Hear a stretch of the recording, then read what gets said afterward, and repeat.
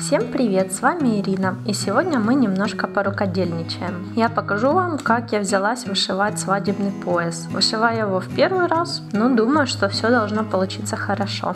Собственно, почему я решила его вышить? Потому что мне нужен свадебный пояс с золотыми элементами. Вот под вот эти вот серьги. И такой пояс оказалось не очень-то уж и просто найти.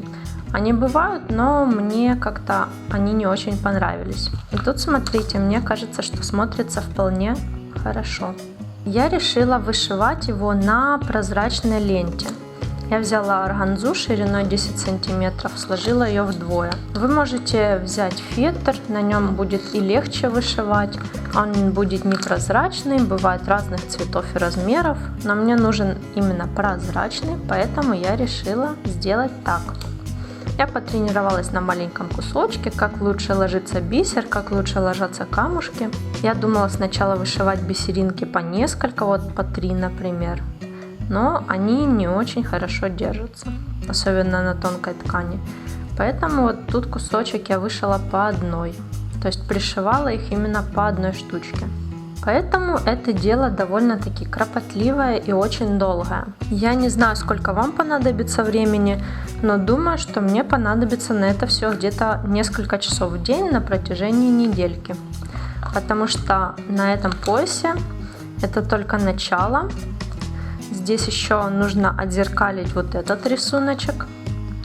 Вот эту часть сделать также, и тут еще будет 2 таких же элемента. То есть это будет такой элемент, который можно будет потом пришить на ленту или на кружево. И получится вполне себе полноценный свадебный пояс. Итак, что нам понадобится? Во-первых, то, на чем вы будете его вышивать. Также мне потребовался блокнотный лист в клеточку. Я на него предварительно нанесла узор, рисунок карандашиком. Вот он. И прикрепила к органзе. И прямо по нему через бумагу вышиваю. Вот такие получаются сзади стежочки. Потом нужно будет, конечно, очень большая аккуратность, чтобы всю эту бумагу поубирать. На фетр, например, если у вас какой-то непростой геометричный рисунок, вы можете приложить сверху кальку и по кальке вышивать. Потом эту кальку убрать. Ну и если у вас несимметричный рисунок, например, цветочки в разном порядке, то начинайте с серединок, с больших центров вышивать и по кругу все это прошиваете стразами, бисером и чем вам угодно. Далее мне понадобятся, собственно, сами элементы. Стеклянные пришивные элементы, пришивные стразы. У меня это SS25, 100 штук. Вот эти стразы я заказывала в Китае. Ссылку на все я оставлю в описании под видео. Остальное, бисер и пришивные стеклянные элементы, я брала в нашем украинском магазине. Ссылку на него я тоже оставлю в описании под видео. Также вот, собственно, сам бисер. Это китайский бисер светлое золото. И чешский бисер прозрачный с серебряной серединкой. Также я взяла нитку для бисера. Она прочная, тонкая и не растягивается. И где-то тут у меня была бисерная игла. Вот она. Вот, очень тонкая, хорошо проникает в каждую бисериночку и очень упругая. То есть, собственно говоря, из золотистых элементов у меня только бисер рубка. Вот этот длинненький. Почему я не взяла вот такие стразы уже в золотистой оправе? Потому что мне не всегда нравится качество золотого покрытия. Чаще всего оно или темнеет, или облазит, и потом на изделии это смотрится некрасиво. Поэтому я решила перестраховаться и взяла стразы в стальной оправе серебристого цвета. Лист бумаги я прикрепила с 2 сторон иголками, и тут обычные невидимки для волос. Часть рисунка я, конечно, уже вышила, но, как я сказала, это очень долгий процесс, и, к сожалению, весь его на камеру не заснимешь. Поэтому я буду вам показывать какими-то кусочками, какими-то отрывками, самыми важными моментами и рассказывать про все остальные моменты. Сначала я начала просто с кабошона, пришила его, и в местах пришивания еще сверху нашила бисериночки. Вот тут. Нанизала их на нитку и сделала дугой. Ну и далее я начала обшивать это все бисером, потом камнями снова бисером, снова бисером.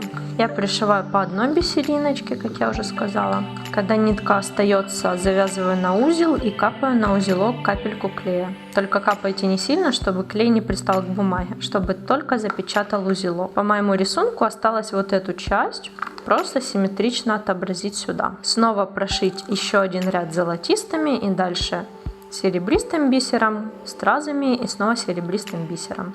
И центральная часть будет закончена. Приступим к следующему ряду. Выбираем, где у нас он начнется.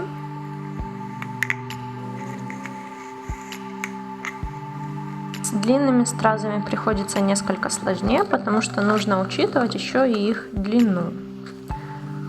Нанизываем. В конце страза пронизываем иглой насквозь.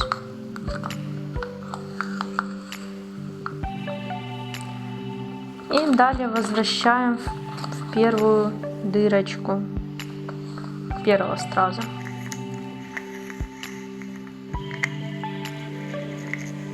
Получается как шов назад иголка. Примерно так, по-моему, это называется. Пронизываем снова через первую стразинку и нанизываем вторую. Снова вымеряем ее длину. Прокалываем иголкой.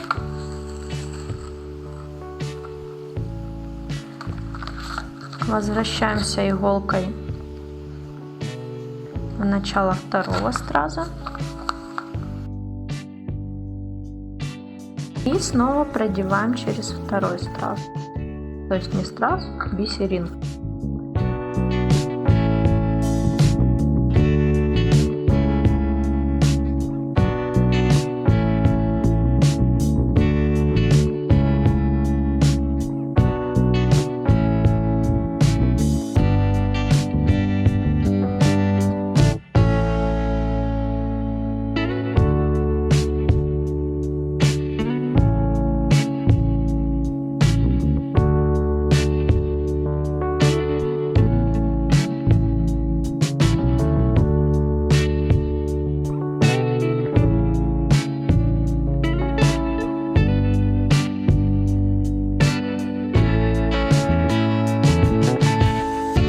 После того, как мы сделали второй золотистый ряд, прошиваем еще один ряд серебристым бисером. Тут все то же самое. Возвращаемся в предыдущую бусинку, продеваем через нее нить, набираем на иглу новую бусинку и пришиваем ее. Снова возвращаемся.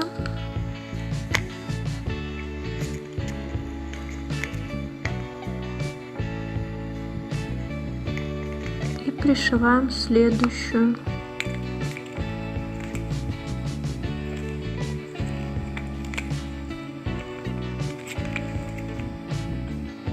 И так продолжаем до конца ряда. Теперь нам нужно вышить стразы. Я беру новую нить, сложенную вдвое. Бисер я пришивала одинарной нитью, но для страз я хочу взять нить, сложенную вдвое, на всякий случай. У этих страз есть дырочки, которые идут крест-накрест. Вы можете пришить сначала в одном направлении, а потом пройтись еще раз по ряду и поперек пришить стразы снова. Ну, например, в этом ряду я пришила их всего в одном направлении, поэтому они так немножко ерзаются, но в принципе терпимо. Начну я с угла и первый страз пришью уголком по диагонали.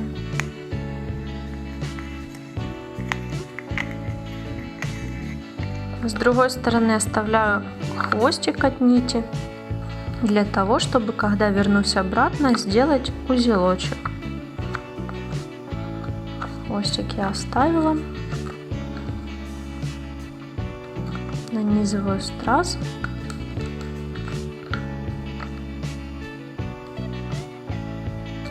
И пришиваю его по диагонали.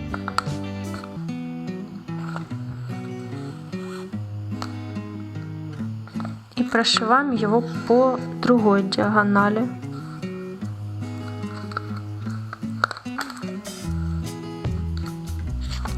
Все, теперь мы вышли на наш новый ряд. Вот. И будем пришивать стразы дальше.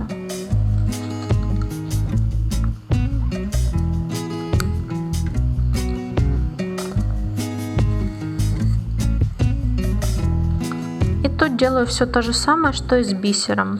Возвращаемся в предыдущую дырочку. Между стразами, получается, выходит иголка. Точно так же, как и с бисером. И снова продеваем иглу через крепление. Второй страз готов. Нанизываем третий. И точно так же на нужном нам расстоянии пришиваем его. Возвращаемся в предыдущую дырку. Снова игла выходит между стразами. И продеваем этот страз еще раз.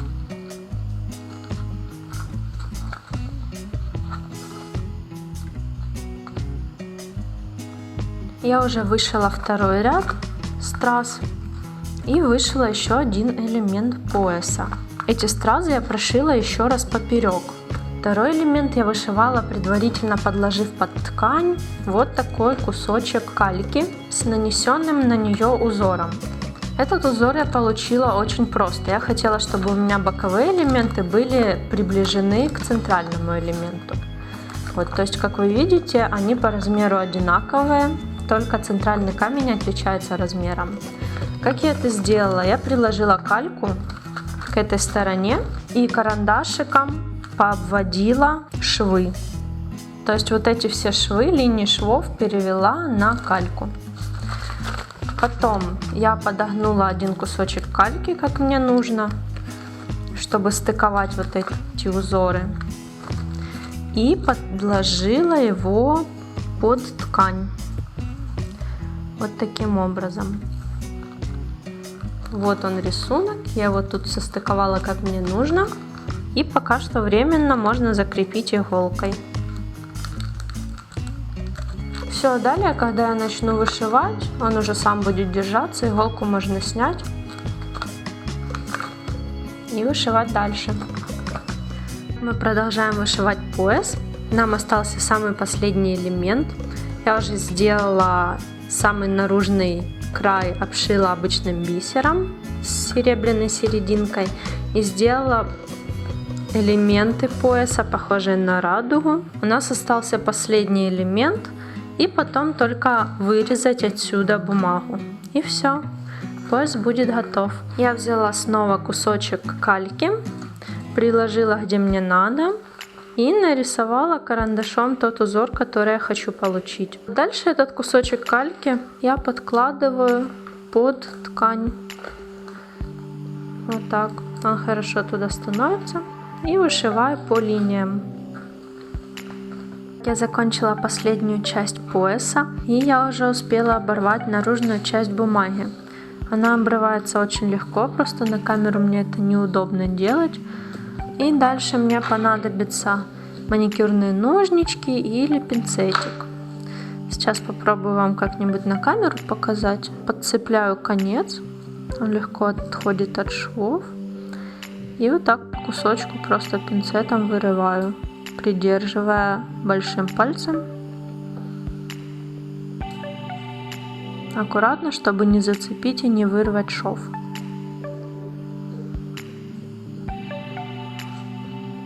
Тут, видите, легко отходит оторванное уже место, где нелегко, немножко вытаскиваем. Вот. И теперь потихоньку его отрываем. Да, занятие, конечно, как и само вышивание, щепетильное. Ну что делать, красота требует времени.